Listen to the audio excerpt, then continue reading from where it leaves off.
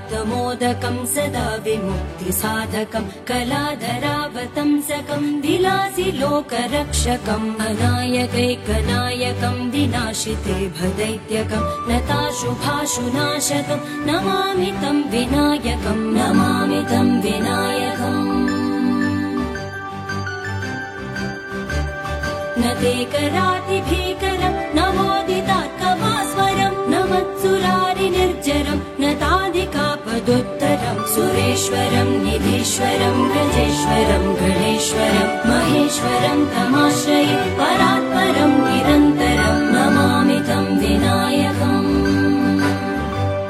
समस्तलोकशङ्करं निरस्तदैत्यपुञ्जरं दरेतरोधरं वरं वरे भवक्त्रमक्षरं कृपाकरं क्षमाकरं मुदाकरं यशस्करं मनस्करं नमस्कृतां नमस्करोमि भास्वरं नमामि तं विनायकम्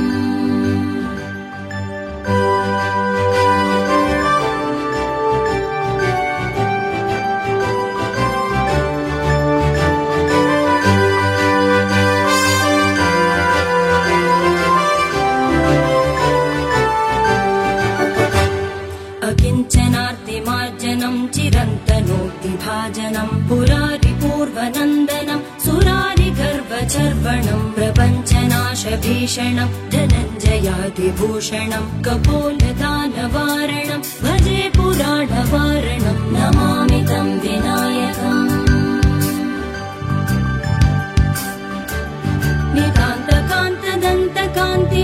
नितान्तकान्तदन्तकान्तिमन्तकान्तकात्मजम् अचिन्त्यरूपमन्तहीनमन्तराय कृन्तनं हृदन्तरे निरन्तरं वसन्तमेव योगिनां तमेकदन्तमेव तं विचिन्तयामि सन्ततं नमामि तं विनायकम् महागणेश पञ्चरत्नमादरेण योन्वहं प्रजल्पति प्रपातके हृदि स्मरन् गणेश्वरम् अरोगितामतोषतां सुसाहितीं सुपुत्रतां समाहितायुरष्टभूतिमभ्युपैति सोचिरा नमामि तं विनायकम्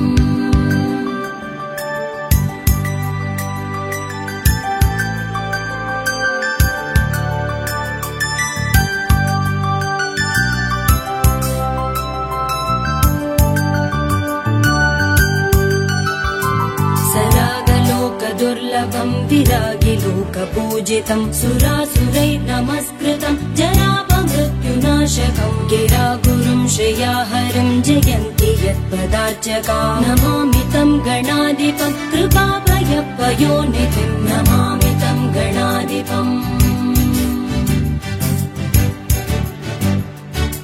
गिरीन्द्रजामुखाम्बुज प्रमोददानभास्करं खरीन्द्रवक्त्रमानताङ्गसंगवारणोद्यतं सरीसृपेशबद्धकुक्षिमाश्रयामि सन्ततं शरीरकान्तिनिर्जिताब्जबन्धुबालसन्ततिं नमामि तं गणाधिपम् शुकादिमौनिवन्दितं गकारवाच्यमक्षरं प्रकाममिष्टदायिनं सकामनं रपन्तये चकासतं चतुर्भुजैर्विकासपद्मपूजितं प्रकाशितात्मतत्त्वकं नमाम्यहं गणाधिपं नमामि तं गणाधिपम्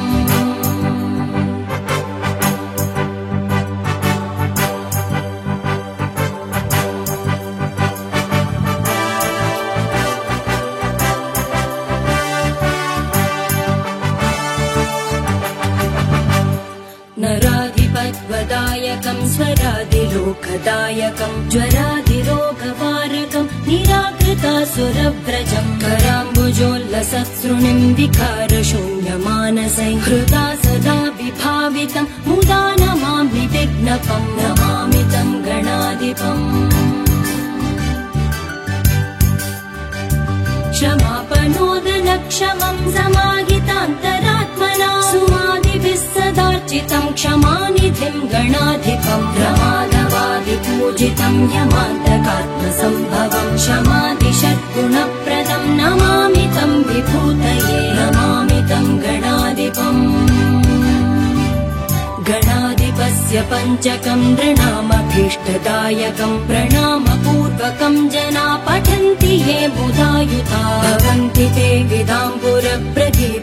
भवाजवा चिरायुषोऽधिकः श्रिय सुसूनवो न संशय नमामि तं गणाधिपम्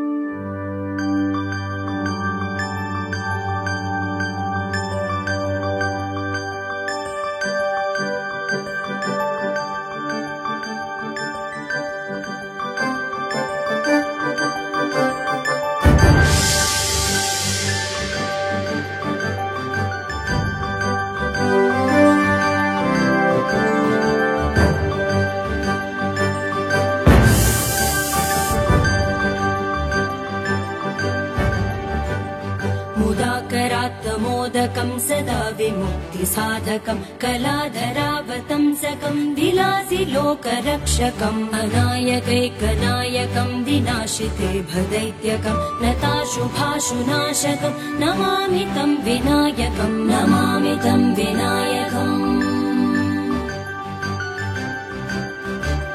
न ते कराति भीकरं नवोदितात्कभास्वरं न मत्सुरारि निर्जरं न ताधिकापदुत्तरं सुरेश्वरं निधीश्वरं गजेश्वरं गणेश्वरं महेश्वरं तमाश्रये परात्परं निरन्तरं नमामि तं विनायकम् समस्तलोकशङ्करं निरस्तदैत्यपुञ्जरं दरेतरोधरं वरं वरे भवक्त्रमक्षरं कृपाकरं क्षमाकरं मुदाकरं यशस्करं मनस्करं नमस्कृतां नमस्करोमि भास्वरं नमामि तं विनायकम्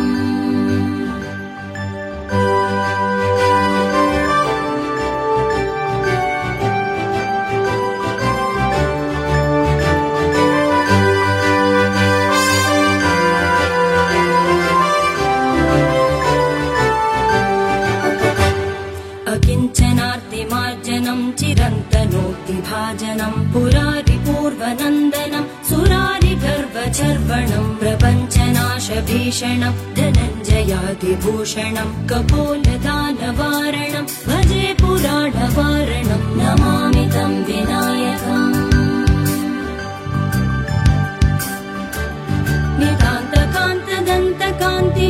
नितान्तकान्तदन्तकान्तिमन्तकान्तकात्मजम् अचिन्त्यरूपमन्तहीनमन्तराय ग्रन्थनं हृदन्तरे निरन्तरं वसन्तमेव योगिनां तमेकदन्तमेव तं विचिन्तयामि सन्ततं नमामि तं विनायकम् महागणेश पञ्चरत्नमादरेण योन्वहं प्रजल्पति प्रपातके हृदि स्मरन् गणेश्वरम् अरोगितामदोषतां सुसाहितीं सुपुत्रतां समाहितायुरष्टभूतिमभ्युपैति सोचिरा नमामि तं विनायकम्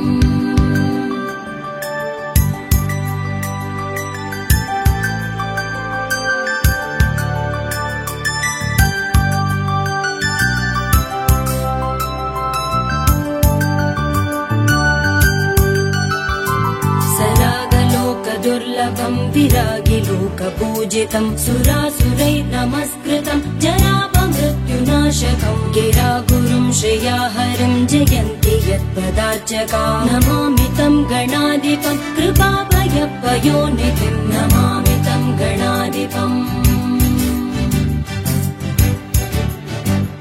गिरीन्द्रजामुखाम्बुज प्रमोददानभास्करं खरीन्द्रवक्त्रमानताङ्गसंगवारणोद्यतं सरीसृपेशभद्रकुक्षिमाश्रयामि सन्ततं शरीरकान्तिनिर्जिताब्जबन्धुबालसन्ततिं नमामि तं गणाधिपम् शुकादिमौनिवन्दितं गकारवाच्यमक्षरं प्रकाममिष्टदायिनं सकामनं रपन्तये चकासतं चतुर्भुजैर्विकासपद्मपूजितं प्रकाशितात्मतत्त्वकं नमाम्यहं गणाधिपं नमामि तं गणाधिपम्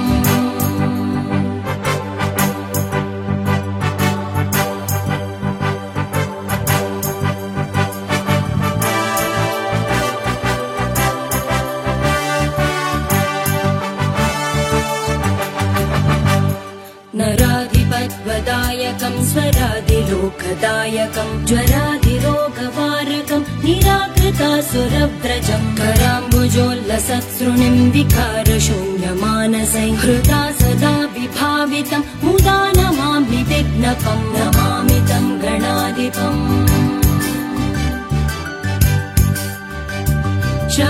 क्षमापनोदनक्षमम् समाहितान्तरात्मना सुमादिभिः सदार्चितम् क्षमानिधिम् गणाधिपम् प्रमादवादिपूजितम् यमान्तकात्मसम्भवम् क्षमादिषट्गुणप्रदम् नमामि तं विभूतये नमामि तं गणाधिपम् गणाधिपस्य पञ्चकम् नृणामभीष्टदायकम् प्रणामपूर्वकम् जना पठन्ति ये बुधायुता भवन्ति ते विदाम्बुरप्रगीत वैभवा जवा चिरायुषोऽधिकश्रिय सुसूनवो न संशय नमामि तं गणाधिपम्